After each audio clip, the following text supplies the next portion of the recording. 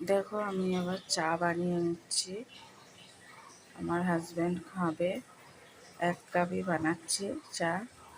এই চাটা বানানোর পর দেখা যাক কী রান্না বান্না শুরু করি। ফ্রিজে দেখি কি আছে, তারপর দেখাচ্ছি কি রান্না করব আজকে। আমার খিদে পেয়েছে, নিজের জন্য একটা হরলিক্স বানিয়ে নিলাম।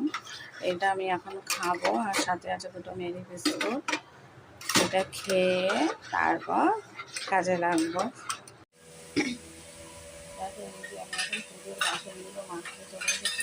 পুজোর বাসনগুলো মেজে নিয়ে তারপরে যাবো, মেয়ে যাবে টিউশন, সেখানে দিতে যাবো।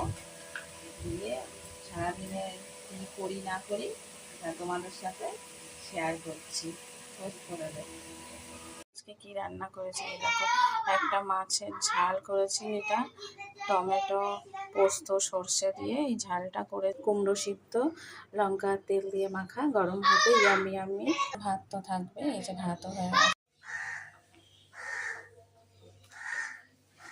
দেখো আমার রান্না বান্না কমপ্লিট। এখন আমি এই যে গ্যাস পরিষ্কার করছি। এই গ্যাস পরিষ্কার করলে আপাতত এখনকার মতন রান্নাঘরের কাজ কমপ্লিট। তারপর যাব স্নানে, স্নান সেরে পুজো দেব, ছেলেকে স্নান করাবো, তারপরে দুপুরের খাবার খাবো। অনেক কাজ আছে দেখছো। এই যে রান্নাঘরটা পুরো পরিষ্কার করে নি।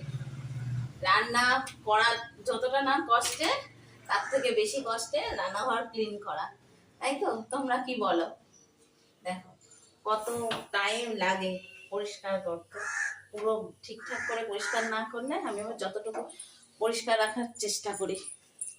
দেখো আমার ছেলে কি করছে দেখেছো, স্কুলেই বাড়িতে এখন ওই ছোটবেলার সাইকেল চড়ছে দেখছো, আর দুষ্টুমি করছে। আর কি আর করবে? কি করছো তুমি বাবা? সাইকেল চড়ছি। সাইকেল চড়ছো আর কি দুষ্টুমি করো তুমি? পড়াশোনা করো না? পড়াশোনা করতে ভালো লাগে না। তাহলে শোনো, তোমরা দেখেছো তোমাদের ছেলে মেয়েরাও কি এরকম বলে? দেখো আমার ছেলে বলছে পড়াশোনা করতে ভালো লাগে না। তা পড়াশোনা করবা না তুমি? হ্যাঁ। তাহলে বলছো ভালো লাগে না কেন?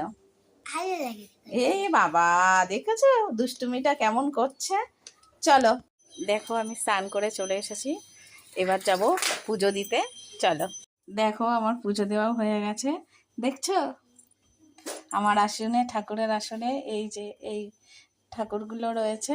দেখো পুজো দেওয়া হয়ে গেছে। এই যে দেখছো, এই যে দেখো পুজো, চান পুজো আমার সব কমপ্লিট। সকালের মতন কাজ দেখো।